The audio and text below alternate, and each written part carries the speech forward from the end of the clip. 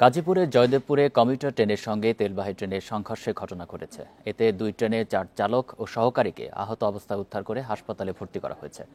শুক্রবার নির্ধারিত যাত্রা না থাকায় কমিউটার ট্রেনের যাত্রী ছিল কম। সিগন্যাল পয়েন্টে ভুলের কারণে এক লাইনে দুই ট্রেন ঢুকে পড়ায় দুর্ঘটনা ঘটেছে বলে প্রাথমিকভাবে জানিয়েছেন স্টেশন মাস্টার। শুক্রবার সকালে টাঙ্গাইল থেকে ছাড়া কমিউটার ট্রেনটি জয়দেবপুর স্টেশনে যাত্রাবিরতি শেষে ঢাকার উদ্দেশ্যে যাত্রা করে। বেলা 11:15টার দিকে আউটার সিগন্যালে পৌঁছানোর পর লাইন ক্রসিংয়ের সময় একটি তেলবাহী ট্রেনের সঙ্গে মুখোমুখি সংঘর্ষ হয়। লাইনচ্যুত হয় কমিউটার ট্রেনটির 4টি বগি ও তেলবাহী ট্রেনের 5টি ওয়াগন। আমরা হোটেলে কাজ করতেছি, তো হঠাৎ আমরা একটা বিকট শব্দ শুনতে পাই। তো তাৎক্ষণিক আমরা দৌড়ে আসার পর থেকে আপনার দুইটা ট্রেনের মুখোমুখি সংঘর্ষ। জয়দেবপুরের গাড়ি ঢুকে গেছে আপনার যেটা ঢাকা থেকে আসে ওই লাইনে, তাহলে এটা স্টেশনের মাস্টারের গাফিলতির কারণে এই দুর্ঘটনাটা হয়েছে। দুর্ঘটনার পর শুরু হয় উদ্ধার কাজ। দুই ট্রেনের 4 চালক ও সহকারীকে গুরুতর আহত অবস্থায় উদ্ধার করে হাসপাতালে পাঠানো হয়। শুক্রবার টাঙ্গাইল কমিউটার ট্রেনের নির্ধারিত যাত্রা না থাকায় ট্রেনটিতে তেমন যাত্রী ছিল না বলে জানায় ফায়ার সার্ভিস। এই টাঙ্গাইল কমিউটার প্রতি শুক্রবার বন্ধ থাকে বিদায় এই টাঙ্গাইল কমিউটার কোনো যাত্রী ছিল না। এই দুটা ট্রেনের ড্রাইভার এবং হেল্পার 4 জন আহত হয়েছে। এদেরকে উদ্ধার করে তাজউদ্দিন মেডিকেল হাসপাতালে প্রেরণ করা হয়েছে। আমরা এখনো উদ্ধার তৎপরতা আমাদের চলমান আছে। এদিকে জয়দেবপুর স্টেশন মাস্টার জানান, সিগন্যাল পয়েন্টে ভুলের কারণে এই দুর্ঘটনা ঘটে থাকতে পারে। এরই মধ্যে 3 জনকে বরখাস্ত করা হয়েছে। জিজ্ঞাসাবাদ না করা পর্যন্ত আমি বুঝতে পারতেছি না যে কি কারণে ঘটছে। পয়েন্টটা যেদিকে বানানো কথা তার অপোজিটে পয়েন্টটা বানানো ছিল। এই ভুলটা এখন কে করছে, কিভাবে করছে, ওই তদন্ত কমিটি বিষয়টা দেখবেন। দুর্ঘটনার কারণ তদন্তে জেলা প্রশাসনের পক্ষ থেকে গঠন করা হয়েছে 3 সদস্যের কমিটি। কোনো টেকনিক্যাল সমস্যা কিনা বা কোনো গাফিলতি কারো ছিল কিনা আমাদের অতিরিক্ত জেলা ম্যাজিস্ট্রেট গাজীপুরকে প্রধান করে 3 সদস্যের একটি কমিটি আমরা গঠন করেছি। আমরা দেখছি এখন আমাদের যেহেতু রেলগাড়িটি খালি ছিল, হতাহত আমাদের সৌভাগ্য যে হতাহত কেউ ছিল নাই, এখানে শুধুমাত্র চালক এবং তার সহকারী আহত হয়েছে। দুর্ঘটনার কারণ জানতে 5 সদস্যের কমিটি গঠন করা হয়েছে রেলওয়ের পক্ষ থেকেও। Independent news. গাজীপুরের জয়দেবপুরে ট্রেন দুর্ঘটনার কারণে কমলাপুর রেল স্টেশনে শিডিউল বিপর্যয় দেখা দিয়েছে। এতে অন্তত 10টি ট্রেনের আসা যাওয়ার সময় অনিশ্চিত হয়ে পড়ায় চরম ভোগান্তিতে পড়েছেন যাত্রীরা। রেল কর্তৃপক্ষ জানিয়েছে, বুড়িমারি এক্সপ্রেস, রংপুর এক্সপ্রেস ও অগ্নিবীণা এক্সপ্রেস এই 3টি ট্রেনের যাত্রার শুরুতে অস্বাভাবিক দেরি হবে। এতে কোনো যাত্রী ভ্রমণ বাতিল করতে চাইলে তাদের টিকিট ফেরত দেওয়ার আশ্বাস দেওয়া হয়েছে। এদিকে ঢাকায় আসার পথে বিভিন্ন জায়গায় আটকে আছে Jamalpur express, Sirajganj express, Haor express, Brahmaputra express, silk city সহ অন্তত 7টি ট্রেন। ঢাকার সাথে উত্তর ও পশ্চিমাঞ্চলের রেল যোগাযোগ কখন স্বাভাবিক হতে পারে এই বিষয়ে নিশ্চিত করে কিছু জানাতে পারেনি রেল কর্তৃপক্ষ। জয়দেবপুর নাকি অ্যাক্সিডেন্ট হয়েছে, ট্রেন পড়ে গেছে ওখানে। আমাদের ট্রেন তো মনে হয় 1টায় না 1:30টায় থাকে, ওইটা বলছে 3টা অথবা 3:30। মির্জাপুরে টিকিট করার জন্য গেছি, তো ওইখান থেকে আমাকে বলছে যে আপনার জয়দেবপুরে ট্রেন অ্যাক্সিডেন্ট হয়েছে, যে গাড়িটা আগে যাওয়ার কথা ছিল ওই গাড়িটা আজকে যাবে 3টার পর। বলছে যে বিলম্ব হবে, 3টা ট্রেন হলো। আমরা বসে আছি, আমরা সিল্ক সিটি রাজশাহীতে যাব। গাজীপুরের জয়দেবপুরে তেলবাহী ট্রেন ও যাত্রীবাহী ট্রেনের সংঘর্ষ নিয়ে আরও জানাতে গাজীপুরের ঘটনাস্থল এবং কমলাপুর রেল স্টেশন থেকে যোগ দিচ্ছেন আমাদের সহকর্মীরা। শুরুতেই যাচ্ছি দুর্ঘটনাস্থলে, সেখানে আছেন আমাদের সহকর্মী আরাফাতুর রহমান। আরাফাত, এই মুহূর্তে দুর্ঘটনাস্থলের সবশেষ তথ্য জানাবেন। জি, আমরা আপনাদের এইখানে যে মূল দুর্ঘটনাস্থল, যেখানে দুর্ঘটনার মূল কারণটি আমরা এখনো পর্যন্ত জানতে পেরেছি, সেই জায়গায় আপনাদের নিয়ে যাব। এখানে রেলের যে লোকজন এবং স্থানীয় জনগণের সাথে কথা বলে আমরা যতটুকু জানলাম যে এখানে 2টি পয়েন্ট আছে। এখানে যে পয়েন্টগুলোতে আসলে পয়েন্টস ম্যান বলে একটি পদ রেলওয়েতে আছে, সেই পয়েন্টটাতে আমরা যাব। এই যে এটাকে পয়েন্ট বলছে, এখানে রেলের যে 2টি লাইন, সেই 2টি লাইন দুইটি লাইন এসে কোন দিকে যাবে সেটি নির্ধারণ হয়। অফিসিয়ালি রেলের যেই নির্দেশনা প্রশিক্ষণগুলোতে বলা হয়, এই পয়েন্টটাকে বলা হয় 128 পয়েন্টের পয়েন্ট, অর্থাৎ এটাকে 128 বার ঘোরালে এই পয়েন্টটি যে ডেস্টিনেশনে যাবে সেই ডেস্টিনেশনে চেঞ্জ হবে। এবং ঠিক এর 20 গজ সামনে আরেকটি পয়েন্ট রয়েছে, সেই পয়েন্টেও ঠিক 128 বার ঘোরানোর পরে সেটি ডেস্টিনেশনটা হবে, অর্থাৎ 2টি লাইনের কোন 2টি লাইনে যাবে সেটি ঠিক হবে। আমরা যতটুকু জানতে পেরেছি যে এইখানে যখন সকালে যে কাজ করছিল, এই পয়েন্টসম্যান যারা আছেন তারা আসলে রেলওয়ের নিজস্ব কর্মচারী না, এটি আসলে একটি প্রকল্পের মাধ্যমে এই কর্মচারীগুলোকে নিয়োগ করা হয় এবং তাদের হয়তো সঠিক প্রশিক্ষণ ছিল না। আমরা এরকম 3 জনের নামও পেয়েছি যারা সকালে কাজ করেছেন এবং আমরা যতটুকু জানি যে এই পয়েন্টটা যেটা ছিল, যেটি হচ্ছে মেইন লাইনে দেওয়ার কথা ছিল, অর্থাৎ টাঙ্গাইল কমিউটার ট্রেনটি যেটি রুটিন মেনটেনেন্স এবং ওয়াশিং এর জন্য সকালবেলা ঢাকা কমলাপুর রেল স্টেশনে যাচ্ছিল, সেটি মেইন লাইনে থাকার কথা ছিল এবং যেটি তেলবাহী ট্রেন সেটি সাইড লাইনে থাকার কথা ছিল। এই পয়েন্টসের এই পয়েন্টের ত্রুটির কারণে সেটি ডান সাইডে অর্থাৎ সাইড লাইনে চলে যাওয়ার কারণে এই দুর্ঘটনাটি ঘটেছে বলে আমরা এখনো পর্যন্ত মোটামুটি স্থানীয়দের, রেলের কর্মকর্তা কর্মচারী এবং এখানে যারা পুলিশের আছেন তাদের কাছে আমরা জানতে পেরেছি। অর্থাৎ এই আমার সামনে যে পয়েন্টটি আপনারা দেখতে পাচ্ছেন, এই পয়েন্টটি ত্রুটির কারণে ট্রেনটি সোজা লাইনে না গিয়ে ডান পাশের লাইনে চলে গেছে বলে আমরা এখনো পর্যন্ত মোটামুটি নিশ্চিত হতে পেরেছি। অর্থাৎ খুব স্বাভাবিকই এখানে আপনারা দেখতে পাচ্ছেন এখনকার ফ্রেমে যে দুটি লাইন রয়েছে, একটি লাইনে মেইন লাইনে ঢাকা চলে যাবে কমিউটার ট্রেনটি, আর ডান পাশের লাইনে তেলবাহী গাড়িটি ডান পাশের লাইন দিয়ে চলে যাবে হচ্ছে জয়দেবপুর স্টেশনের দিকে। কিন্তু কমিউটার ট্রেনটি যখন জয়দেবপুর স্টেশন থেকে ওনারা যখন এখানে সিগন্যাল পেয়েছেন, ওনারা সোজা লাইনে যাওয়ার কথা ছিল, ওনারা সোজা লাইনে গিয়েছেন, কিন্তু একটু পরে যখন এইখানে পয়েন্টসম্যান ঠিক মতো পয়েন্টটি রেডি করতে পারেনি তখন এটি ডান পাশে চলে গিয়ে আসলে দুর্ঘটনা ঘটেছে। সর্বশেষ এখানে সিঙ্গেল লাইনটি, অর্থাৎ আমরা এখন যে লাইনটিতে আছি সেই লাইনটি সিঙ্গেল লাইনটিতে ট্রেন চলাচল, অর্থাৎ এখন থেকে আধা ঘন্টা আগে থেকে আমরা এখানে দুইটি লেন, একটি আপে এবং একটি ডাউনে দুটি ট্রেন যেতে দেখেছি এবং এটি মোটামুটি বলতে পারি যে ট্রেনের যে ছিল সেই ট্রেনের যে জট ছিল সেই জটটি খুলেছে, একটা সিঙ্গেল লাইনে ট্রেন এখন চলাচল করছে। আর সর্বশেষ এখানে আমরা পুলিশ এবং হাসপাতাল কর্তৃপক্ষের সাথে কথা বলে যতটুকু জেনেছি যে 4 জন যে আহত ছিলেন সেই আহতর ভিতরে একজন সুস্থ অবস্থায় হাসপাতাল থেকে ছাড়া পেয়েছেন এবং বাকি 3 জন এখনো হাসপাতালে চিকিৎসাধীন আছে। আর টঙ্গী জংশন থেকে এখনো রিলিফ ট্রেনটি এসে পৌঁছায়নি। আমরা যতটুকু ধারণা করছি 10 থেকে 15 মিনিটের ভিতরে টঙ্গী স্টেশন থেকে ওই ট্রেনটি এসে পৌঁছালে এইখানে যেই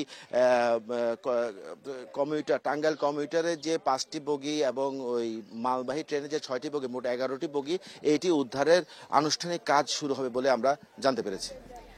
আরাফাত, আপনি তথ্য সংগ্রহ করতে থাকুন। এবার আমরা ট্রেন দুর্ঘটনার ফলে ঢাকার সাথে যে উত্তর পশ্চিমাঞ্চলের রেল যোগাযোগের শিডিউল বিপর্যয় হয়েছে সে বিষয়ে জানতে কমলাপুর রেল স্টেশনে যাচ্ছি। সেখানে আছেন আমাদের সহকর্মী ইকরামুল কবির। ইকরামুল, আমরা যতটা এই পর্যন্ত জানতে পেরেছি যে 10টি ট্রেনের শিডিউল বিপর্যয় হয়েছে, এই সময়ে সমন্বয়ের বিষয়ে কি কোনো তথ্য জানা গেছে কিনা? সহকর্মী আরাফাত একটু আগে যেমনটি জানাচ্ছিলেন যে রেল লাইন থেকে কিন্তু যে দুর্ঘটনা কবলিত যে ট্রেন সেটি কিন্তু অপসারণ করা হয়েছে এবং আমরা এখান থেকে ঠিক তেমনটি খবর পেয়েছি। অপসারণ করার পর কিন্তু সেই রেল লাইন দিয়ে কিন্তু আসলে ট্রেন চলাচল শুরু হয়েছে। তো এখানে যারা রয়েছেন রেলের যারা সদস্য রয়েছেন তাদের সঙ্গে আমরা কথা বলে যতটুকু জানতে পেরেছি যে আসলে কিছুক্ষণের মধ্যেই হয়তো বা যে ট্রেনগুলো যদি আস্তে আস্তে ঢাকামুখী হওয়া শুরু করে এবং একটা পর্যায়ে হয়তো সেই যে কাঙ্ক্ষিত যে শিডিউল সেটি কিন্তু দেয়া হবে। অর্থাৎ আমার পেছনের যে শিডিউলের যে সাইনবোর্ডটি রয়েছে, এখানে যে এই ডিসপ্লেতে আসলে দেখতে পাচ্ছেন যে এখানে যে ছাড়ার সময় রয়েছে, ছাড়ার সময়ের পাশে কিন্তু সম্ভাব্য যে সময় সেটি কিন্তু একদমই নীল দেখানো হচ্ছে। অর্থাৎ ট্রেনগুলো আসলে কখন ছেড়ে যাবে সেটি কিন্তু এখন পর্যন্ত এখানে রেল কর্তৃপক্ষ বলতে পারছে না। একটু আগে যেমনটি জানাচ্ছিলাম 12:30টার দিকে যে 3টি ট্রেন কিন্তু ঢাকায় আটকে রয়েছে।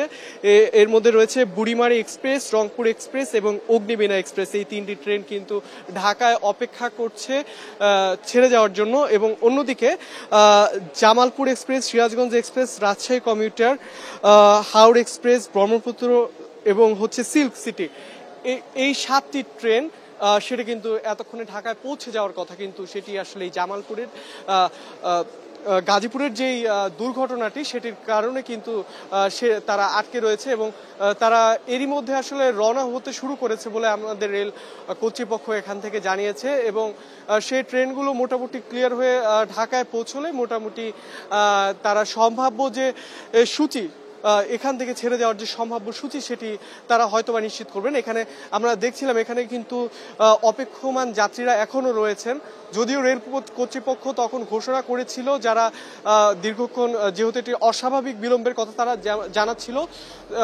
সেক্ষেত্রে কেউ যদি ইচ্ছে হয় তারা টিকিট ফেরত দিতে পারে। অনেককেই আমরা দেখেছি টিকিট ফেরত দিতে এবং কিছু মানুষের কিন্তু এখনো আমরা দেখছি যে এখানে যে প্ল্যাটফর্মের পাশে যে আসলে বসার জায়গা রয়েছে সেখানে কিন্তু এখনো তারা অপেক্ষমান রয়েছেন এবং তারা অপেক্ষা করছেন যে হয়তোবা দ্রুত রেল কর্তৃপক্ষ এটি সমাধান করে তাদেরকে একটি সম্ভাব্য সময় দিবে।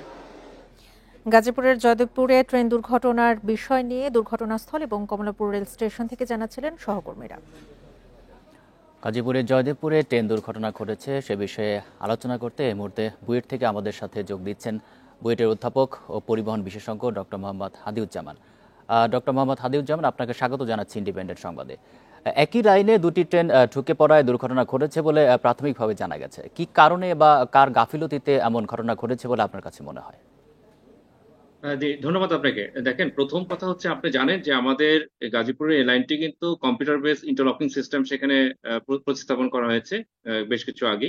তো এখন কম্পিউটার বেস ইন্টারলকিং সিস্টেম এটা কিন্তু স্বয়ংক্রিয় একটা ব্যবস্থাপনা, অর্থাৎ আপনার যে এক লাইন থেকে আরেক লাইনে ট্রেন যখন চলাফেরা করে বা লাইন চেঞ্জটা যখন করা হয় পরিবর্তনটা, তখন কিন্তু এটা স্বয়ংক্রিয়ভাবে হয়।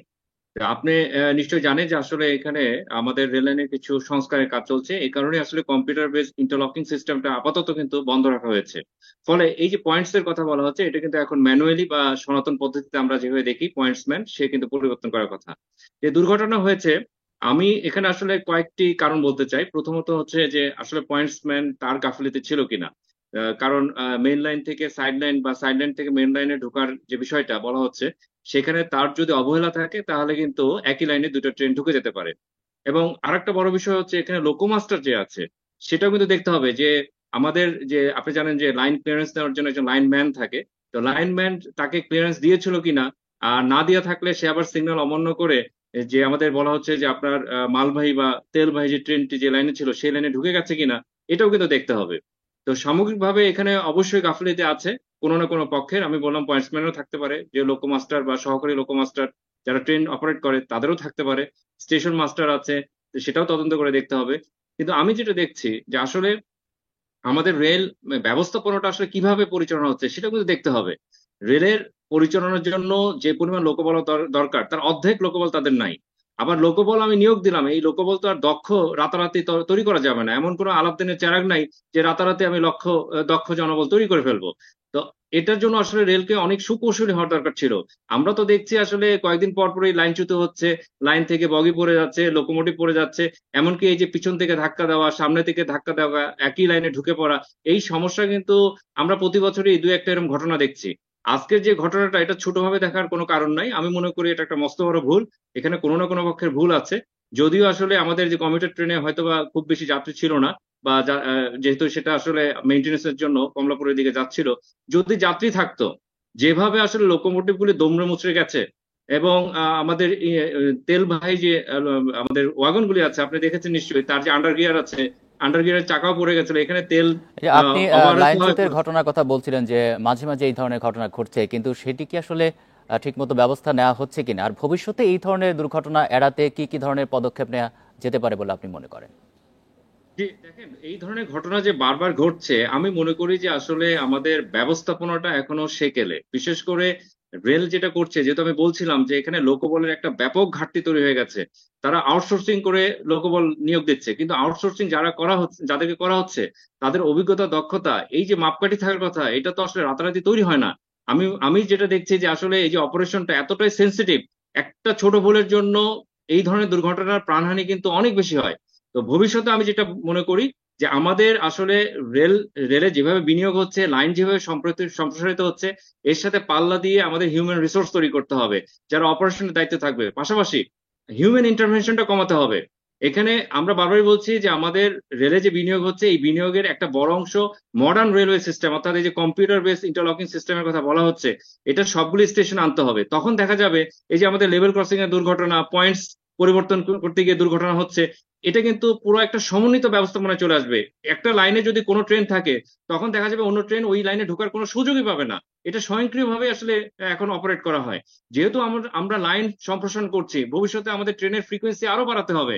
সেটা যদি মানুষ দিয়ে এই কাজগুলি করা হয় এবং মানুষ যদি ভুল করতে থাকে তখন দুর্ঘটনা আরো বাড়বে। এবং আমি যেভাবে দেখছি আমাদের প্রত্যেকটা ট্রেনে আসলে প্রযুক্তি বসানো দরকার, যেটাকে আমরা অটোমেটিক ট্রেন প্রোটেকশন সিস্টেম বলি। এবং ভারতেও কিন্তু রেলে কভার সিস্টেম আছে, যার ফলে দেখা যায় দুটো ট্রেন আসলে সংঘর্ষ হয় না। যে ট্রেনে আবার ওই সিস্টেম থাকে না, দেখা যায় এই ধরনের দুর্ঘটনা ঘটেছে অতীতে। তো আমরা যদি এই ধরনের আসলে প্রযুক্তি নির্ভর ব্যবস্থাপনা, যেটা আমি বলছি যে অটোমেটিক ট্রেন প্রোটেকশন সিস্টেম, এটা যদি আমরা আনতে পারি তাহলে এই যে পিছন থেকে ধাক্কা দেওয়া, মুখোমুখি সংঘর্ষ, একই লাইনে উঠে, এই জিনিসগুলো কিন্তু এড়ানো সম্ভব। তো আমরা দক্ষ জনবল যেমন বাড়াবো, সাথে সাথে প্রযুক্তির ব্যবহারটা আমাদের বাড়াতে হবে। কিন্তু অবকাঠামো শুধু তৈরি করব, কিন্তু পাল্লা দিয়ে লোকবল তৈরি করতে পারবো না। জনবলের এখানে ঘাটতি হবে, অর্ধেক জনবল নিয়ে আমরা রেল পরিচালনা করব, সেকালে প্রশিক্ষণ ব্যবস্থাপনা থাকবে, তাহলে কিন্তু এই যে স্মার্ট রেলওয়ের যে ব্যবস্থাপনার কথা বলছি, এটা আসলে অধরাই থেকে যাবে। নিশ্চয়ই আপনি যে পরামর্শগুলো দিলেন সংশ্লিষ্ট কর্তৃপক্ষ সে বিষয়ে অবশ্যই নজর দিবে। ধন্যবাদ আপনাকে আমাদেরকে সময় দেওয়ার জন্য। ট্রেন দুর্ঘটনায় গুরুতর আহত দুটি ট্রেনে 4 জন চালক ও সহকারীকে ভর্তি করা হয়েছে শহীদ তাজউদ্দিন আহমেদ মেডিকেল কলেজ হাসপাতালে। এ নিয়ে আরও জানাতে সেখান থেকে যোগ দিচ্ছেন সহকর্মী আবুল হাসান। আবুল হাসান, আহতদের সবশেষ শারীরিক অবস্থা নিয়ে কি খবর রয়েছে আপনার কাছে? চিকিৎসকেরা কি বলছেন?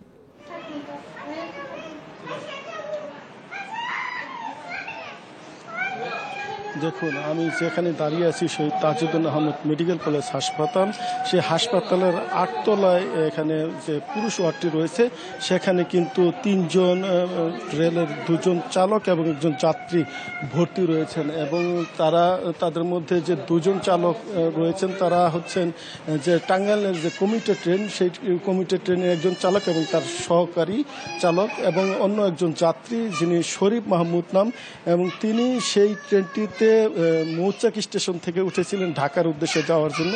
এবং সেই ট্রেনটি যখনই ছোটদাওরা এলাকায় পৌঁছে তখন সেখানে দাঁড়িয়ে থাকা তেলবাহী ওয়াগনের সাথে মুখোমুখি সংঘর্ষ হয় এবং সেখানে 5টি বগি লাইনচ্যুত হয় টাঙ্গাইল কমিউটার ট্রেনের, এবং একইভাবে তেলবাহী যে ওয়াগন ছিল সেই তেলবাহী ওয়াগনের 4টে বগি লাইনচ্যুত হয়। এবং ঘটনার পর কিন্তু দীর্ঘ সময় সেই রুটে রেল যোগাযোগ বন্ধ ছিল। কিছুক্ষণ আগে সেখানে বিকল্প যে রেল রুটটি রয়েছে সেই রেল রুট দিয়ে ট্রেন চলাচল, শুধুমাত্র ডাউন যে ট্রেনগুলো রয়েছে সেই ডাউন ট্রেন চলাচল শুরু হয়েছে। আমরা রেল কর্তৃপক্ষের সঙ্গে কথা বলছিলাম, স্টেশন মাস্টারের সাথে কথা বলছিলাম।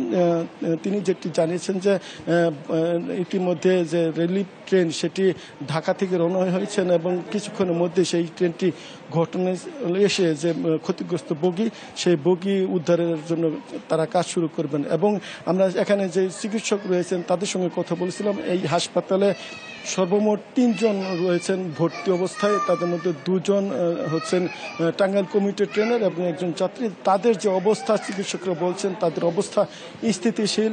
যে 2 জন চালক এবং সহকারী রয়েছেন তারা কথা বলতে পারছেন না এখনো, কিন্তু যে যাত্রী রয়েছেন শরীফ মাহমুদ তিনি কথা বলছেন এবং তার মাথা ফেটে গেছে, তার মাথায় ব্যান্ডেজ দেওয়া হয়েছে। তিনি সেই ঘটনার বিভীষিকার কথা বলছিলেন যে কিভাবে সংঘর্ষ হয়। তিনি কিন্তু যে ইঞ্জিনটি ছিল টাঙ্গাইল কমিউটার সেই ইঞ্জিনে ছিলেন এবং সেই দুর্ঘটনা যখন ঘটে 15টার দিকে বিকট শব্দে কিন্তু 2টি ট্রেনে মুখোমুখি সংঘর্ষ হয় এবং সেখানে আহতের ঘটনাটি ঘটে।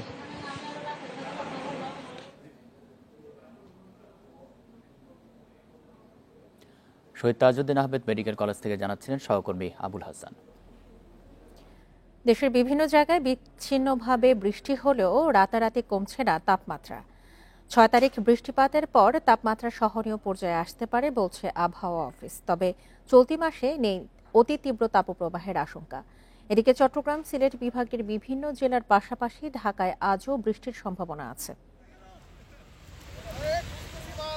টানা তাপপ্রবাহে অতিষ্ঠ হয়ে ওঠে রাজধানীবাসী, তাই অপেক্ষা ছিল বৃষ্টির।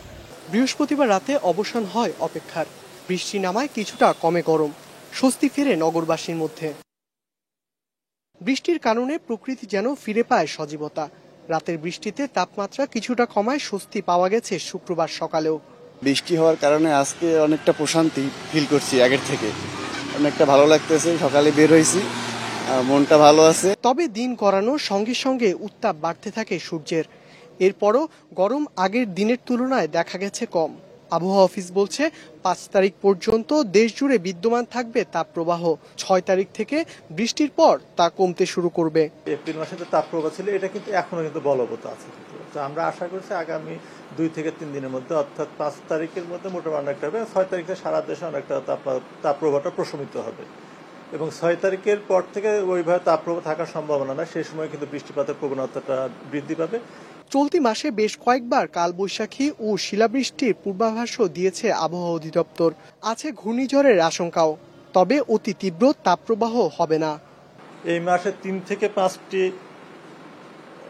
শিলাবৃষ্টি সহ হালকা কালবৈশাখী ঝড়ের সম্ভাবনা রয়েছে এবং 1 থেকে 2টি মাঝারি থেকে তীব্র কালবৈশাখী ঝড়ের সম্ভাবনা রয়েছে।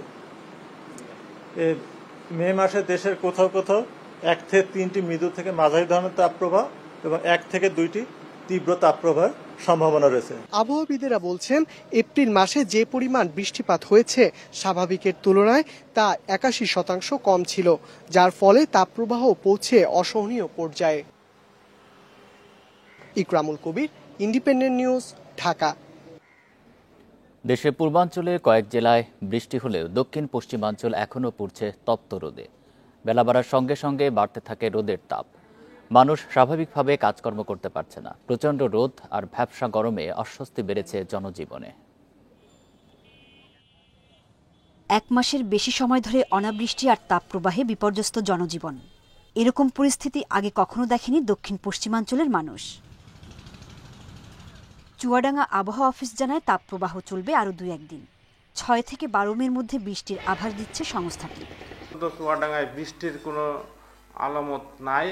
আগামী 6 তারিখ থেকে 12 তারিখ পর্যন্ত বৃষ্টি হবে বলে আমরা আশা করছি।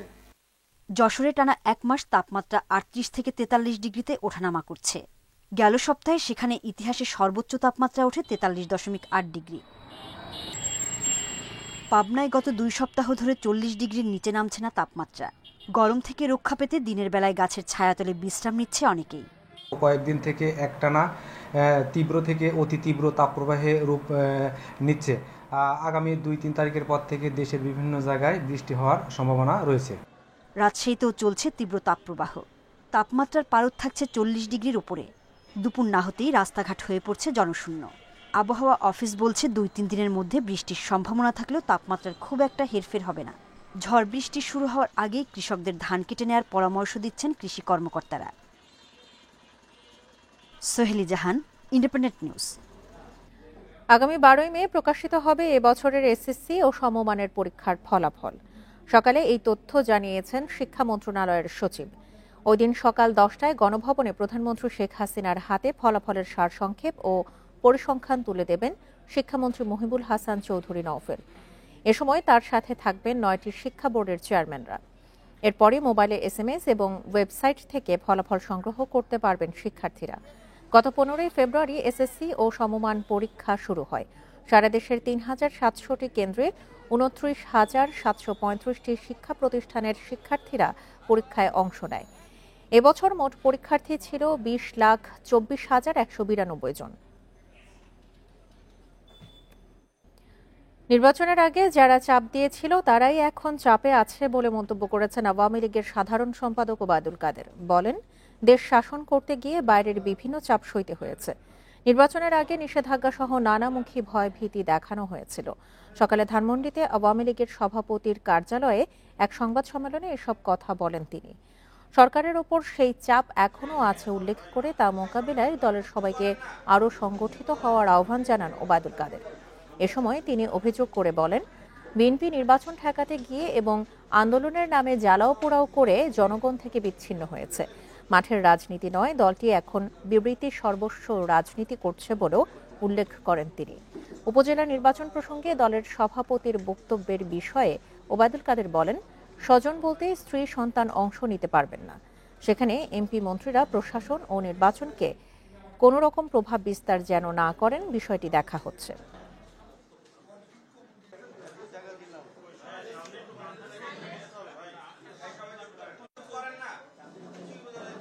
নির্বাচন ঠেকাতে গিয়ে এবং আন্দোলনের নামে অগ্নিসন্ত্রাস করতে গিয়ে সারা দেশে যে অবস্থার সৃষ্টি করেছে তাতে তাদের নেতিবাচক রাজনীতি সম্পর্কে জনমনে অনীহা সৃষ্টি হয়েছে। টানা তাপপ্রবাহের প্রভাব পড়েছে বাজারে। খামার থেকে সরবরাহ কমায় বেড়েছে মুরগির দাম। সপ্তাহের ব্যবধানে কেজিতে বাড়তি 50 টাকা পর্যন্ত। চড়া আলু, পেঁয়াজের দামও। তবে স্বাভাবিক আছে সবজির বাজার। গত সপ্তাহে ব্রয়লার মুরগির কেজি বিক্রি হয়েছে 190 টাকায়, এখন কিনতে হচ্ছে 210 টাকা কেজিতে। বেশ বাড়তি সোনালী মুরগির দামও, কেজিতে গুনতে হচ্ছে 380 টাকা। অতিরিক্ত গরমে খামার থেকে সরবরাহ কমায় মুরগির দাম বেড়েছে দাবি বিক্রেতাদের।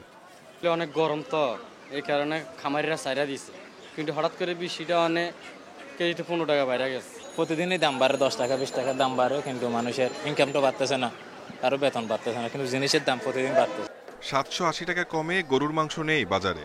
খাসির মাংসের জন্য গুনতে হচ্ছে 1100 টাকা। ক্রেতার অস্বস্তি আরও বাড়িয়েছে মশলার বাজার। গত সপ্তাহে 60 টাকা কেজিতে পেঁয়াজ বিক্রি হলেও এখন তা 75 টাকা। আলুর কেজি 55 টাকা।